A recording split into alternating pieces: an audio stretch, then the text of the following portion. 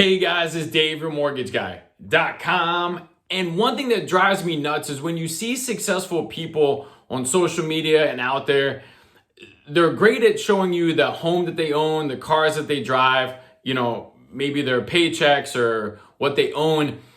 But the successful entrepreneurs, they don't many times go over what got them there, the grimy stuff, the meat and potatoes, and the changes they made that made them successful. That type of stuff really, one, backs up their story, I feel like, or would. It also helps the rest of us who are trying to grow and improve learn from their stories for us to have our own success, right? And I feel like there's not enough of that out there, okay?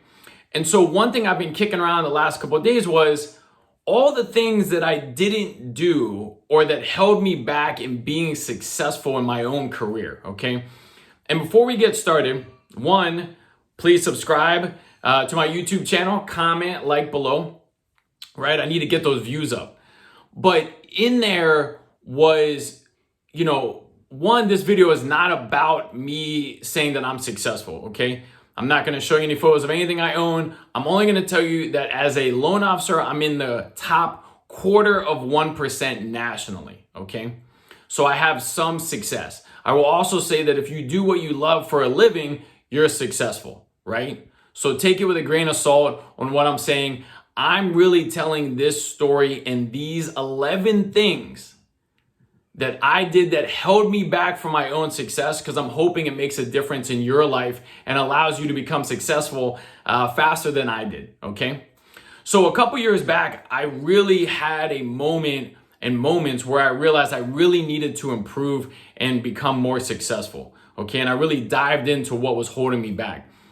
As I grew, I realized that there were things I did that held me back, okay? And I'm gonna go over that. So there's 11 of them. I'm gonna try to go quick because I hate long videos, right? Number one was diet. Not that I ate bad, I worked out, I ate what I thought was healthy. But I really was more mindful of how I was eating during the day, okay? Those big lunch meetings killed my energy for the second half, okay? A second cup of coffee later in the day gave me that extra push I needed to really kill it the second half of the day, okay? I'd cut out gluten, cut out sugars, whatever. But the truth of the matter is that is fuel, just like putting gas in a car, right? If you don't have the gas in there, the car is not gonna run. You're that car, okay? So that was one. Number two was focusing on mental health. I had no regard for meditation and mental health. I just pushed myself and pushed myself. And the one thing that I realized is taking care of your mental health frees up your mind to accomplish so much more, because you're not bogging yourself down with negative thoughts, all the, oh my gods, I gotta do this, what about that, what about this? By being, maybe unstable mentally, you fill up your time with stuff that's not beneficial in that regard. So mental health was huge. Meditation was huge for me, okay? Humble yourself. This was one that I really had to come to grips with, is I thought I was great at sales. And I think I am, and I was back then. But could I get better? 100%. If I have a major goal to go after, I've got to humble myself to know that I don't know some of the things it's going to take for me to get to the next level. I need to humble myself and learn, right? And just admit, look, you may think your poop doesn't stink. The truth of the matter is, if it didn't stink, you'd be more successful than you are. So maybe your shit stinks, right? Something to think about. Bear with me, I got notes on this. Learn more in general. So I consistently study now. I never studied before. I thought I knew everything about sales. I thought I knew everything about a whole bunch of topics. And then I just completely made that a focus where I just wanted to always be learning, right? To just get that mindset of, hey, I just always want to be doing this. It's got to get me in the right direction, one way or the other. And some of it's studying stuff that's not directly related to your business, right? So like, if you're a realtor, it may not always be studying real estate. It may be really going and saying, I'm going to study about meditation or about health or fasting or breathing or leadership or how to grow my team, right? Things that will impact your business but may not be directly related to it, okay? Taking bad advice when I knew better. When I really wanted to blow up my business, I talked to a lot of people that I respected, and the vast majority of them told me I was doing great, just keep doing what I'm doing.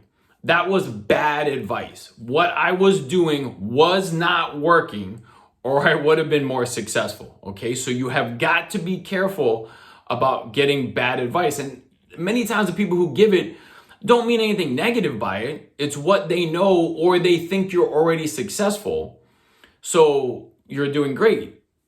Okay, but if you want to improve, that's not the case, right? So taking bad advice.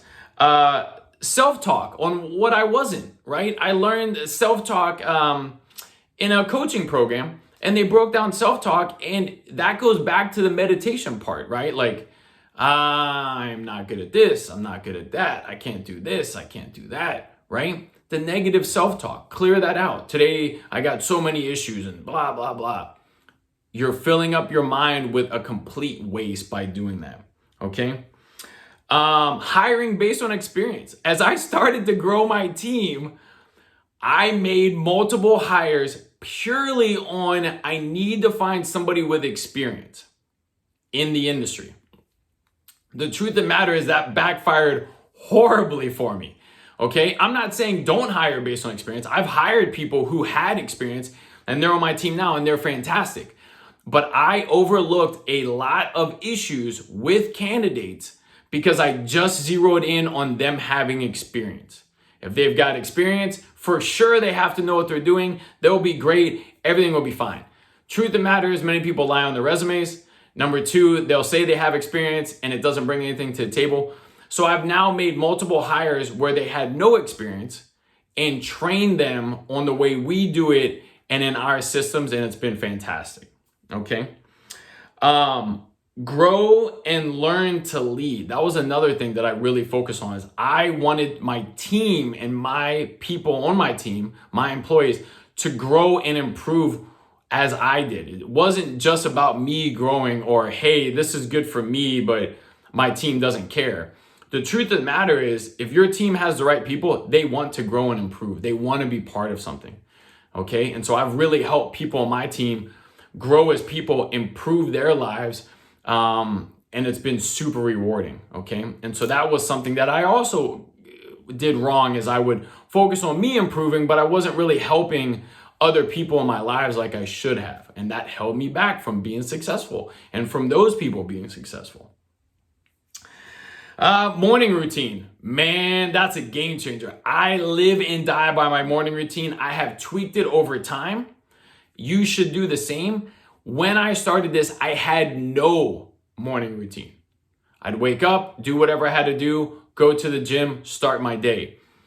Horrible. As soon as I got a morning routine that I locked in with meditation, breathing exercises, of course, working out, right? Learning some, and then starting the day, I felt like I had won before the day even started. That was huge, because now I'm going in with that positive, knock them over, take on the world, I'm going to crush it mentality. So if things come up in the day that suck and you get punched in the face with them, you're already on a high to address those. If you're not, and you're already beat up and they come up, you're not going to be built to handle it as well. And so a morning routine, which is extremely popular now, when I started it wasn't so much, is completely priceless. It's a must, okay? And not having one held me back. Systems. I became absurdly obsessed with systems. What I realized is so many things you can automate, not even just from a computer standpoint, like, oh, it's automatically does it. There's things you can do in your system, in your processes, with your team, where you automatically do the same thing every time. It reduces your cognitive load, the things you have to think about. It makes it easier for everybody to follow the same. And it allows you to make sure that what you're doing is compoundable. And what I mean by that is things that you do when you're starting off may not be things you can do in 5 years when your business is absurdly blown up, okay? So you need to make sure that any activities that you take on, you're gonna be able to accomplish them no matter what happens with your business, okay? So if your goal is right now you're closing 5 deals a month and you wanna get to 20, your mind has to operate that the things you put in place must be doable when you get to 20. Because if you're doing them now, you get busy and you can't do them, you're gonna drop off, you're gonna fail, you're gonna go backwards. And so I became obsessed with systems. My team became obsessed with systems. We're always trying to improve, we're always tweaking something. Anytime something comes up, we're like, hey, is this a one-off situation? Or is this truly something we can make a system that will allow us moving forward to never have that issue come up again? I became obsessed with systems. I studied other people's systems. I studied other industry systems, not even mortgage related or real estate. I became obsessed with it. And it's made my growth much easier than if I hadn't focused on those, okay? And here's the last one, right? 11 of these things that I thought of. I had to realize I was capable of more than what I was doing, okay? And that came from two things. One is all of us feel worn out at times or maxed out, okay? I had to realize I was capable of more and had to figure out how to do that and how to accomplish that. Just knowing I had to be capable of more was a game changer. I saw other people closing more loans than I was at the time. So I'm like, look, they're capable of doing that. I don't think they're smarter than me. I think I'm capable. I've got to be capable, okay? I thought I would not be a good manager. I thought I would not be a good leader. I thought I did not want a team. I thought I did not want loan officers. And I was wrong on all of those factors. And I proved that I was actually really good at all of those things, which allowed me to grow even more. So my mentality of what I thought I was capable of truly held me back from being successful sooner.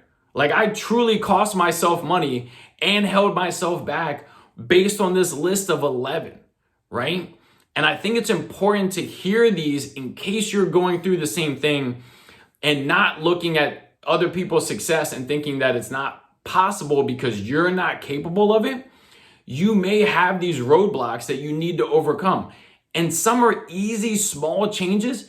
Some of them are bigger. The truth of the matter is, dig into them, find out, and work on it and go in the right direction and don't hold yourself back. I did that, right? I cost myself years of being more successful sooner because of some stupid stuff that I did, which was on this list. All right?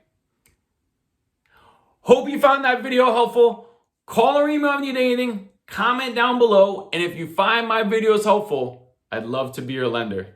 Thanks, guys.